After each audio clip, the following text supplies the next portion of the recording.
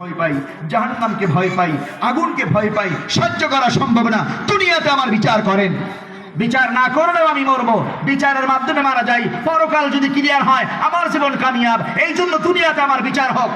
তিনি বিবাহিত ছিলেন। নবীজি তারপরে বললেন, আরে বেটা, জেনা কাকে বলে জানো?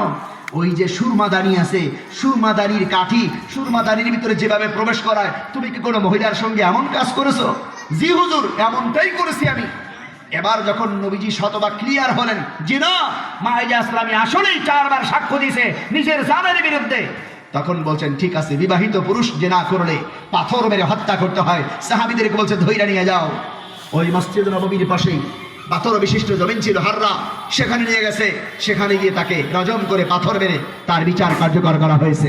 এই যে একজন মানুষ হযরত নবীজির কাছে আসলেন, জানে আমি এই কথা বললে, স্বীকারোক্তি দিলে পাথর মেরে আমাকে হত্যা করা হবে, এটা জানার পরও গেছেন কেন? জাহান্নামের ভয়ে, কবরের ভয়ে, আযাবের ভয়ে, আগুনের ভয়ে। আর এই ভয়টা তৈরি হয়েছে আল্লাহর কোরআনের মাধ্যমে। আওয়াজ দিয়া কোন সুবহানাল্লাহ। ওমরের জামানায় এক মহিলা জেনা করছেন, পেটে বাচ্চা হয়ে গেছে। ওমরের কাছে আইসা কয়, হুজুর আমি জেনা করছি, আমিরুল মুমিনিন আমার বিচার করেন। ওমর দেখলেন মহিলাটা গর্ভবতী, মহিলা অন্যায় করছে, বাচ্চার তো কোনো দোষ নাই।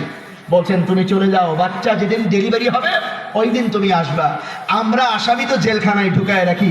আর ওমর বলছে আসামি তুমি চলে যাও, যেই দিন বাচ্চা ডেলিভারি হবে ওই দিন আসবা। বাচ্চা সহ মহিলা চলে গেছে, গর্ভবতী মহিলা চলে গেছে, বাচ্চা ডেলিভারি হয়েছে। ডেলিভারি হওয়ার পর তার মাথায় একটাই চিন্তা, আমার আখিরাত ক্লিয়ার করতে হবে, আমার আল্লাহর আদালতের সামনে আল্লাহর চেক থেকে আমাকে বাঁচতে হবে, জাহান্নাম থেকে বাঁচতে হবে, একটাই তার চিন্তা।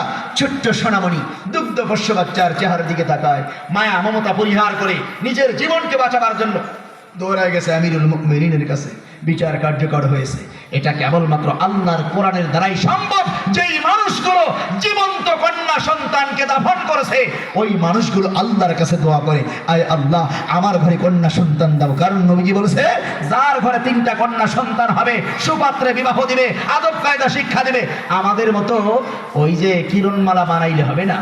কিরণমালা বানাইলে আবার এইটা মনে করবেন না যে আমার ঘরে কিরণমালা বানাইলাম, নায়িকা গায়িকা বানাইলাম, আমি কি ফ্যাশন ডিজাইনার বানাইলাম, নর্তকী বানাইলাম, ডান্সার বানাইলাম, অভিনেত্রী বানাইলাম, বেহায়া বানাইলাম, আর নবীর সুসংবাদ অনুযায়ী জান্নাতে যামুগা।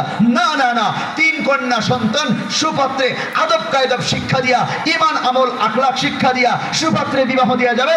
নবী বলছে ওই 3 কন্যার বাবার জান্নাত আর আমির নবীর জান্নাত 2 আঙ্গুলের মতো পাশাপাশি থাকবে। সুবহানাল্লাহ। সাহাবীরা কয় হুজুর 2 কন্যা যদি হয়, কয় 2 কন্যা